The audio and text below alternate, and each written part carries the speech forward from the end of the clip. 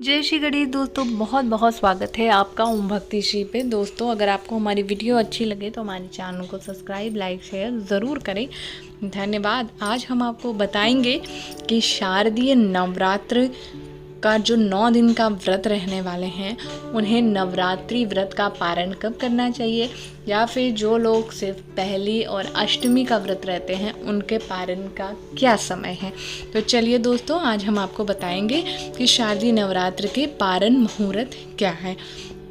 शारदीय नवरात्र को 9 दिन करने वाले तथा माता की 9 स्वरूपों की पूजा अर्चना एवं हवन इत्यादि करने के बाद जो है पारण का विशेष महत्व होता है, और सही समय और मुहूर्त पे पारण करना भी बहुत ही महत्वपूर्ण होता है।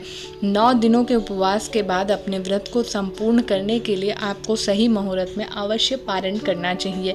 तो इस बार आपको कब पारण करना है यह हम आपको बताएंगे, क्योंकि इस बार के जो नवरात्र थे वह 8 दिन के हैं, और इस 8 दिन के नवरात्र जो है कुछ तिथि के घटने या बढ़ने के कारण इस वजह से कभी 9 या कभी 8 दिन के नवरात्र पड़ती है। तो इस बार जो अष्टमी की तिथि है वह है 13 अक्टूबर 2021 को, और नवमी की जो तिथि है वह है 14 अक्टूबर 2021 को। कैसे व्रत करना है, कन्या पूजन किस तरह से करना है, इस दिन अष्टमी एवं नवमी के दिन किया जाता है, इसकी एक डिटेल वीडियो हमने पहले ही बना रखी है, उसे ज़रूर देखें। तो उसमें हमने सब कुछ अष्टमी एवं नवमी तिथि के बारे में बता रखा है। तो जब भी हवन करें तब हवन के बाद ही आपको पारण करना होता है। तो हवन संपूर्ण करने के बाद हवन के लिए सबसे महत्वपूर्ण जो है वो तिथियां अष्टमी या नवमी की मानी जाती है। सबसे बेहतर होता है नवमी के दिन हवन करना। आप सुबह के या शाम में हवन कर सकते हैं, तत्पश्चात ही आप अपने व्रत का पारण करें। तो चलिए पारण का मुहूर्त बताते हैं अब आपको। हमेशा जब भी आप 9 दिन का व्रत करते हैं तो आपको पारण नवमी तिथि में ही कर लेना चाहिए। जी हाँ बहुत दोस्तों, बहुत लोगों का यह प्रश्न होता है कि दशमी तिथि में पारण करना चाहिए, 9 दिन के व्रत को संपूर्ण करना चाहिए, परंतु ऐसा नहीं होता है।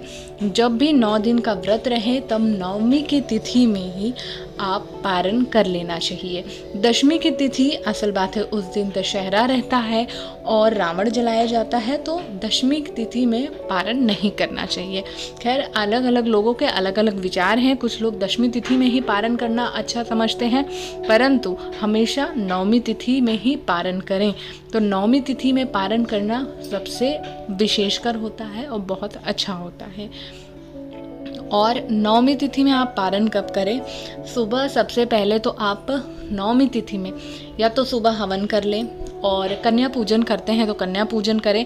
कन्या पूजन अगर नहीं करते हैं तो भी माता के लिए प्रसाद जरूर बनाएं, और जब भी प्रसाद बनाएं और माता को भोग लगाएं तो उसमें हम हमेशा पूड़ी, चना, हलवा, खीर इत्यादि बनाते हैं और माता को उस दिन भोग लगाते हैं। तो आपको नवमी के दिन ये अवश्य करना चाहिए।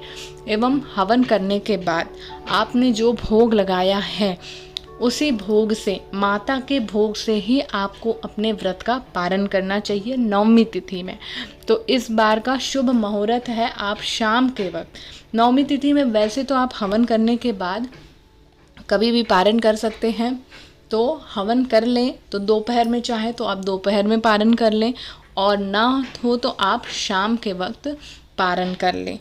शाम को जो नवमी तिथि की जो शुरुआत हो रही है वो हो रही है 13 अक्टूबर। नवमी तिथि की जो शुरुआत है वो 13 अक्टूबर को रात 8:07 से शुरू होगी। हमेशा उदया काल की तिथि मानी जाती है, इसलिए 14 अक्टूबर के दिन नवमी का जो है पूजा विधि विधान किया जाए। और नवमी तिथि का जो समापन है वो है 6:52 पे। 14 अक्टूबर की शाम 6:52 पे नवमी तिथि का समापन है, यानी 14 अक्टूबर की शाम में ही नवमी तिथि समाप्त हो जाएगी और दशमी तिथि लग जाएगी।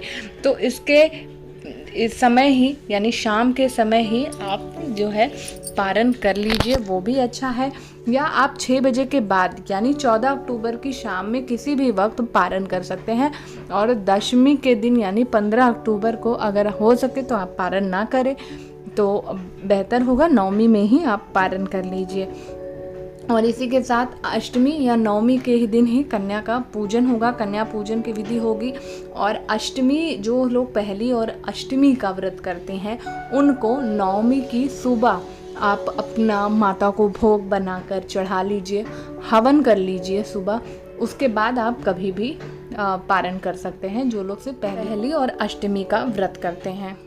माता के लिए बनाए गए प्रसाद यानी जो हम पूड़ी, हलवा, चना इत्यादि बनाकर माता को जो भोग लगाते हैं, आपको पारण उसी से करना चाहिए। चाहे आप 9 दिन का व्रत कर रहे हों या फिर आप सिर्फ पहली और अष्टमी का व्रत कर रहे हों, क्योंकि ये बड़ा शुभ होता है। माता के प्रसाद को ग्रहण करके आप अपने व्रत को पूर्ण करके पारण करिए शुभ मुहूर्त पर। दोस्तों, उम्मीद करते हैं वीडियो आपको पसंद आई होगी। अगर पसंद आई हो तो हमारे चैनल को सब्सक्राइब, लाइक, शेयर ज़रूर करें और कुछ ना समझ में आए तो कमेंट भी करें।